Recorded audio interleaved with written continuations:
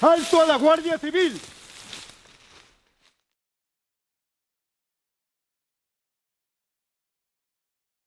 Antes a xente estaba escondida porque tiña medo, e gracias aos veciños que lle axudaban para que non saliran porque tiñan moito medo a salir, que se foran descobertos. En Iglesia Fica había un. Viñérase por non ir á guerra, veuse de Ferrol para a casa. E botou uns anos na casa. E tiñano no palleiro de día. Pois se viña alguén, ele estaba no palleiro. Ou estaba no faiado, metido nunha hucha. Xa nada. E había un furado no piso, porque ardera ao piso de facer el lume para non ter frío. E había un furado que daba en baixo, entón dabanlle caramelos a él para que lles dera a nena. A nena non podía ver, non vía. Entón botaba os caramelos polo furado e a nena miraba e dixía, mi cama os caramelos polo furado. Ai, pobrinho. Pero era o pai, porque lles mandaba Pero por baixo. ti fíjate El vía, pero a nena non podía saber que estaba o pai. Que maneira de sufrir sin falta. Moitísimo. Ten estado a Guardia Civil na casa e a mai pasalo con un brazado de palla, iba ao palleiro, collía a palla e el metíase no medio da palla e metío na cuadra coas vacas. Entón eles xa vigilaran a cuadra, entón así que vigilaban a cuadra, e a mai viña coa palla para as vacas, e mas traía, e ele metíase debaixo do baño das vacas. Sí, que houve moitas familias que axudaban aos escapados. Sí, axudaban moitas. Era porque non querían ir á guerra. Non quería. El foise para Ferrol, foralle mellor ir á guerra, que despois morreu de tuberculosis na casa e non podían enterrar, porque, claro, non se sabía onde estaba. Estaba na casa. Pero os veciños sabían que era veciño mesmo do meu home.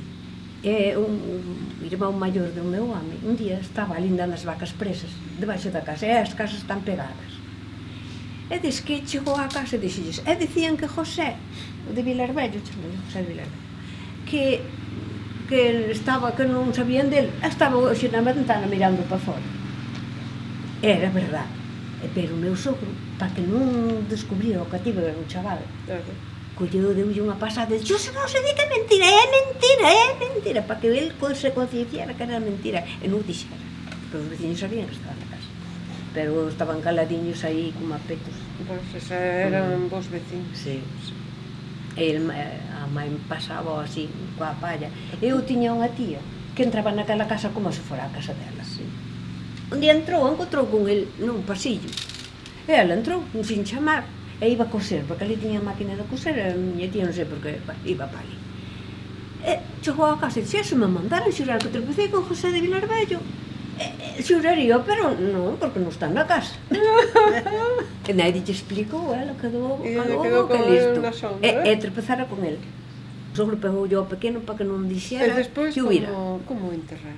Bueno, se era un curabón. Era primo deles un señor que era moito da iglesia, era amigo do cura, eran primos, e foron falar con el, porque iba a enterrar na horta.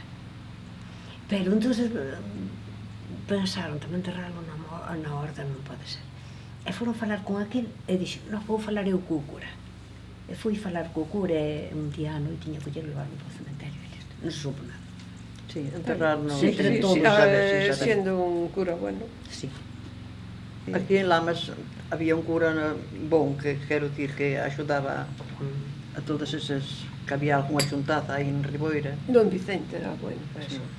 Bueno, aquí en Lamas mataron un chaval, contaba o Marujá de Prospas. Cando unha vez está contado, está grabado e todo. Sí. E se ve que ese rapaz escapou por non ir á guerra, escapou para as montañas, aló para pola vaqueira, por aló. E unha noite, un día veu á casa e souperon, debían estar controlando, ou había un chivato que dixo que estaba na casa. Foi un chivato. E presentouse a Guardia Civil e fusilou-no diante a casa, diante os pais e diante a familia. Antes, como non se podía falar moito, pois ora é moi importante falar ora estas cousas que pasaron. A ver, sabe che rico eso? A ver, muller, botoche un pouco de leite. No, o que sei que vai. Sí, no, es porque pasamos a tarde ben. esta frase. As magdalenas saben ben, Y el ciego lo miraba con disimulo.